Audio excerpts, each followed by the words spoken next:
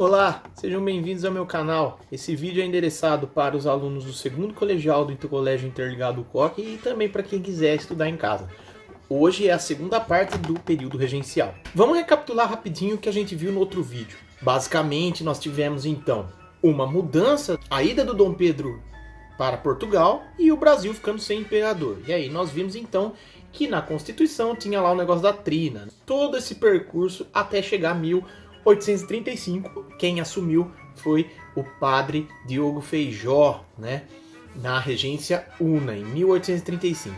O Feijó ele deveria ficar então de 35 até 39, de acordo com a emenda constitucional de 1834. Como acabou, foi em 1834 a eleição, então basicamente ele teria que ficar até o final de 38, início de 39, e aí em 39 entraria um outro lugar. Entretanto, ele não ficou. Ele ficou de 1835 até 1837. E o que aconteceu para que ele acabasse saindo do governo tão precocemente? O Feijó, ele era do grupo moderado. Quando ele assumiu, em 1835, o governo dele não conseguiu segurar a onda. Várias revoltas começaram a estourar ao mesmo tempo, como a balaiada, a sabinada, a farroupilha, a cabanagem, a revolta dos malês. E aí então, muitos deputados brasileiros, parlamentares brasileiros... Vamos ressaltar uma coisa aqui rapidinho. Anarquia não significa que fosse o sistema anárquico que a gente conhece. É que para a elite brasileira, quando não se havia controle de alguma coisa, falava que era anarquia. A elite brasileira, que já era oposição ao Feijó, começou a criticá-lo e dizia que isso daí era graças à descentralização política. E falavam, olha lá, ó, se tivesse um governo centralizado, nada disso estaria acontecendo. Coitado do Feijó, teve o azar de tudo cair nas costas dele. Em 1835 foi um reboliço. Foi um monte de gente se revoltando ao mesmo tempo no governo dele. A oposição aproveitava para criticar as medidas descentralizadoras, porque agora as revoltas estavam inflando camadas mais pobres da sociedade. Veja bem, tudo mudou, a política estava mudando, né? Porém, a situação do pobre continuava a mesma. Muita gente passando fome, desigualdades sociais. O governo não estava contentando nem o rico e nem o pobre. Então as revoltas estavam a estourar. E aí então a oposição oportunista que só começou a culpar o Feijó por causa disso. Basicamente nós vamos ter aqui um cenário onde o Feijó não podia fazer nada. O vulcão estourou, a anarquia estourou no país, né? Os regressistas e progressistas, que a gente viu lá no outro vídeo que se formaram, né? Começaram a discutir o que seria feito. Feijó, espertamente, começou a ver que estava fora de controle a situação no país, porque era revolta do norte a sul do país estourando de tudo quanto é lado. O que o regente fez? Largou o cargo. Em 1837, o Feijó falou, eu ficar com essa bomba aqui, ó, veja se pode. O cara que era responsável por botar ordem no país, largou e deixou tudo lá para trás. E aí então, em 1837, vai assumir um novo regente uno no país. Araújo Lima assume no lugar do Feijó, um cara centralizador, ou seja, ele era regressista, conservador. E aí a gente diz que é o regresso à centralização, é o regresso, porque o Feijó, ele era moderado, liberal, progressista, a favor da descentralização, né?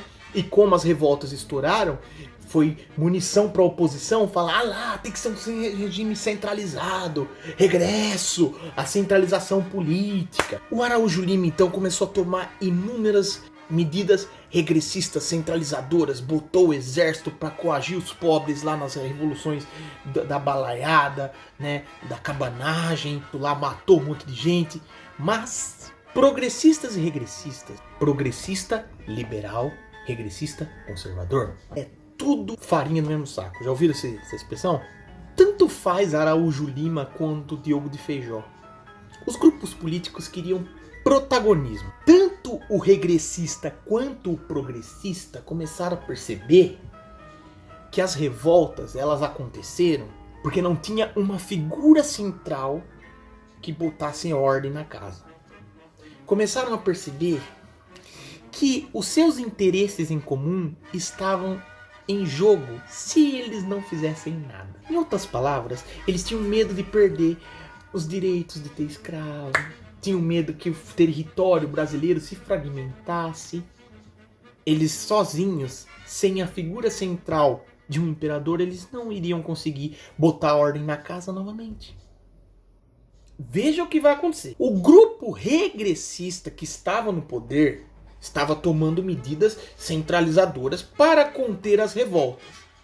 Os progressistas descentralizadores começaram uma campanha para acelerar a maioridade do Dom Pedro. Ambos queriam manter os seus privilégios. Então, o grupo progressista chegou para o Araújo Lima, regressista, que regresso, chegou e falou assim: nós estamos pensando em acelerar a maioridade do Dom Pedro. Criaram até um grupo ridículo chamado Clube da Maioridade. O grupo regressista, você acha que achou ruim?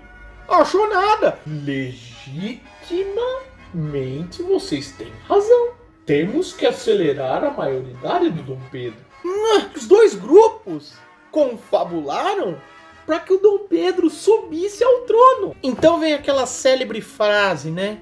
Nada tão liberal quanto um conservador no poder, ou nada tão conservador quanto um liberal no poder. Então, a saída para que as revoltas cessassem e arranjasse uma forma de proteger os seus privilégios foi então antecipar a maioridade do Dom Pedro II. Então, com 14 anos, em 1840, Dom Pedro II assume o governo com o aval da política brasileira. É para aplaudir de pé essa política que não mudou muita coisa. Dom Pedro II, ele teve uma educação voltada para isso. Desde quando o pai dele foi embora, com 5 anos de idade, durante a sua pequena e curta vida, até então, ele foi instruído a ser um imperador. A educação dele foi exemplar, ele já sabia falar várias línguas, ele já tinha uma postura de imperador e ele chegou mostrando para que veio. Quando ele assumiu em 1840, ele já vai começar a dar as ordens e ele vai ser responsável, por exemplo, por finalizar a revolta da Farroupilha. Então beleza, forte abraço e a gente se vê nas aulas aí, que a gente vai pelo Zoom, né? Que a gente vai fazer essas aulas aí ao vivo. Beleza? Forte abraço, molecada. Bons estudos aí. Fui!